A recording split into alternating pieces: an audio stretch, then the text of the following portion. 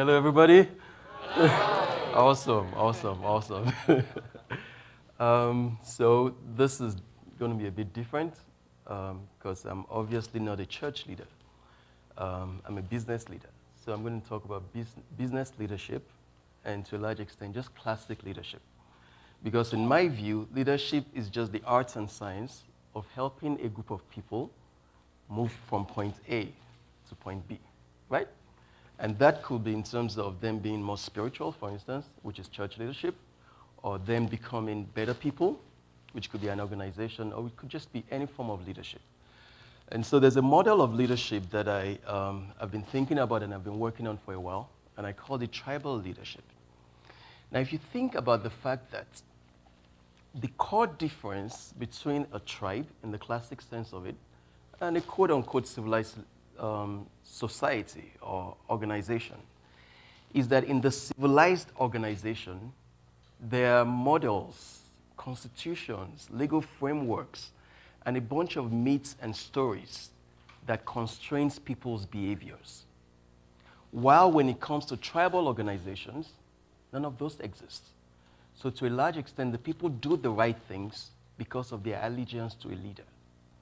And so when we're talking about VUCA times, what it means is that the norms, the constitutions, the things we've always depended on to regulate people's attitudes and the things they do, they are becoming obsolete.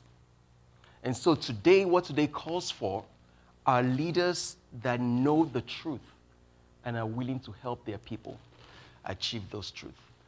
I'm a Yoruba boy from Western Nigeria, and my people have a saying, which I think is very, very interesting in thinking about this.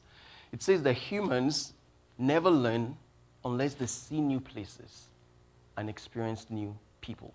And so over the next few minutes, I'll talk to you briefly about some of the places I've experienced and how it's shaped the way I think about leadership.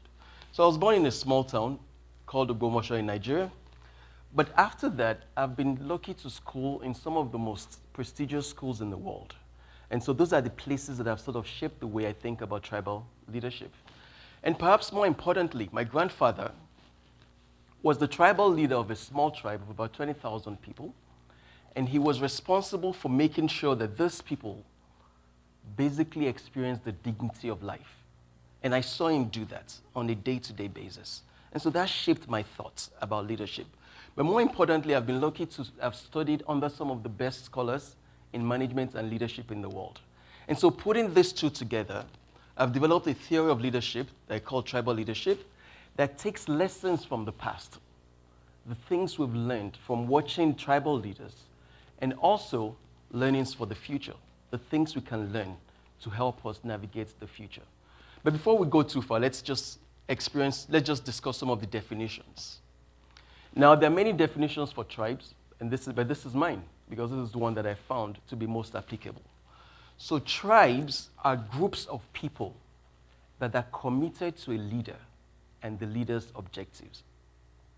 Now, a lot of people here are pastors, and the question I want to ask you is, how many of your people are truly committed to the things that you want to do?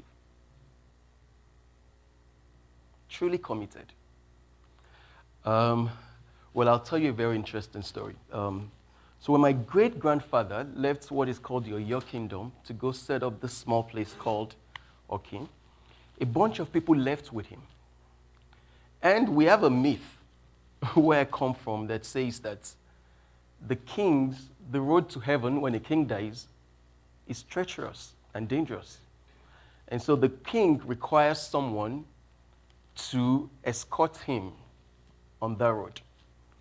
And the people that followed him to set up this small kingdom, or this small village, actually, to be sincere, one of them actually said, for all generations, my family will give one of the males in our family to die every time a king dies so that they can follow him and escort him on the way to heaven.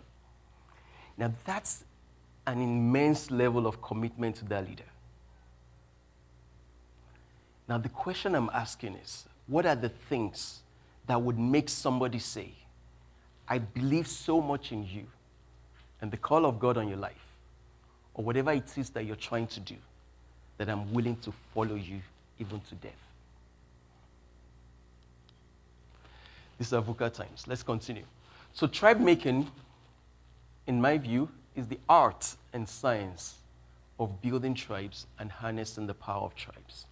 And so I've built a model that basically explicates both the science and the art of it. And I'll just speak mostly to the science, and then I'll talk briefly to the art of it. Okay. The key component of the science of it is that leaders build boundaries and they nurture intersections. Leaders build boundaries and they nurture intersections. That means that the boundaries are not negotiable. We're not going to argue about the boundaries. The leader, in many of your cases, will sit down, pray about it, think about it, and then come up with the boundaries. And the boundaries are four. It's the community. What kind of community are we? I remember once I was fortunate to be the CEO of a small advertising agency, about 150 people. And the first thing I did was, this business had lost about 50% of its business just before I came in. Nobody warned me I wouldn't have taken the job if I had known. But on my first day on the job, I found out that 50% of the business was gone. And so what I did was I had to define the community and say, everybody that works here, this is who we are. And this is how I defined it. I said, we're the number one agency in this country, and we win by delighting our clients and doing excellent work. Now, so when somebody comes on and says, well, I'm not sure that works for me, the answer is simple. Then maybe you don't belong here.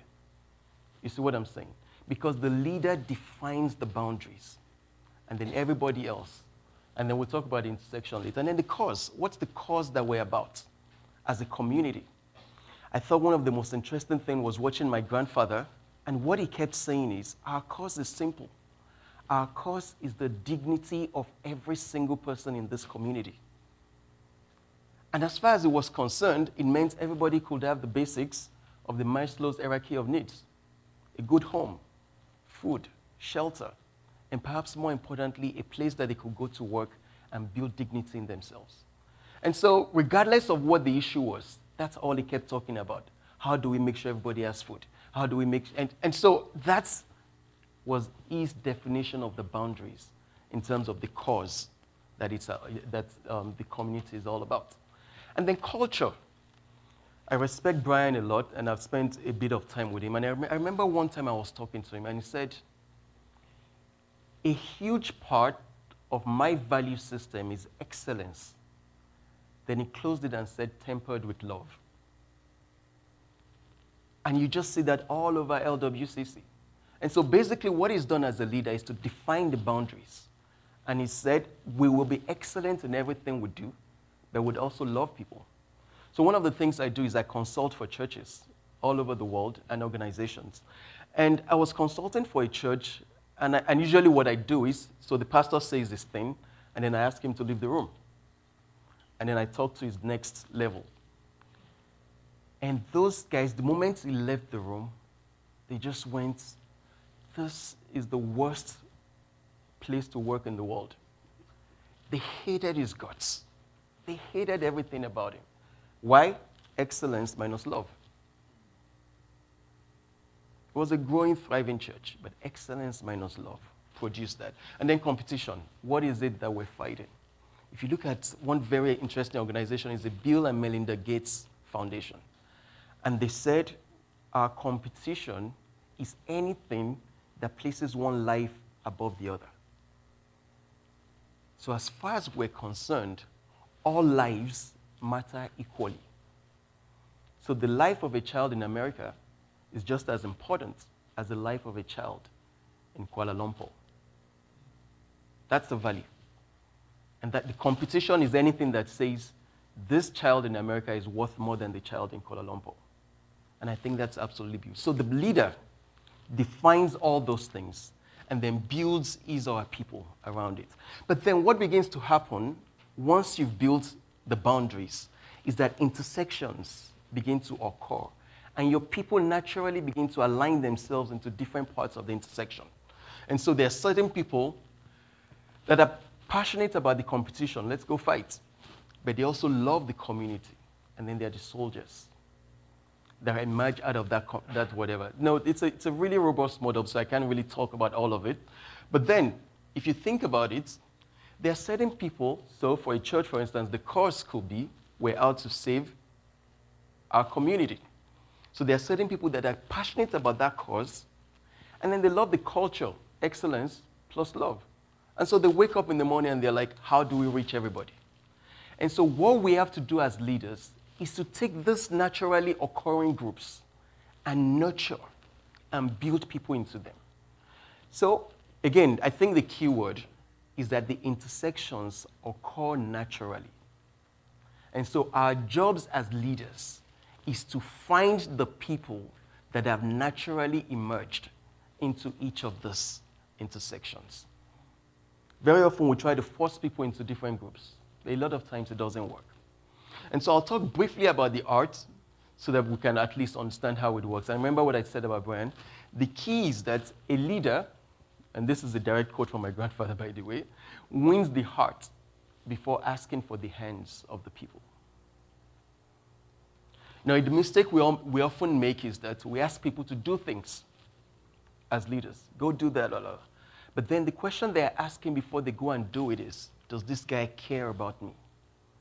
You know, I was talking recently and I said that millennials, for me, have been the most impactful people I've worked with. While for a lot of people, they tell you they're horrible to work with. No, they're not. Now, they're looking for not an organization, not a system. They're looking for a leader to follow. And so when you, as a leader, position yourself at the crossroad of the intersection of their values and systems, it's easy. They give you everything. But we don't know that. We ask for their hands rather than for their hearts. And so the key is love, empathy, and fun. We win the art with love, empathy, and fun. And then in asking for the end, we've got a really robust model that I'm not going to talk about because it will take forever to go through each one of it. But I think the key part of it is that how do we build a structure that supports the boundaries and the intersections that we've pulled together. Finally, this is my last slide. I thought I should reiterate again that tribal leadership, in my view, is a model of leadership that takes the best of the past, merges it with the present, and gives us a way to lead people into the future. Now think about it this way. If you could learn systems and models that would help you get your people to buy into your heart, because the core value of leadership is the heart, right? And so when they buy into your heart, they are willing to give you their hands. Wouldn't that be something that you want to do? And my view is that the world is changing so rapidly and so fast that the old systems of leadership, which is you must do it because XYZ, you must do it because, are changing. Right now, people are looking to buy into someone that is burning already, so that they can join and burn with you.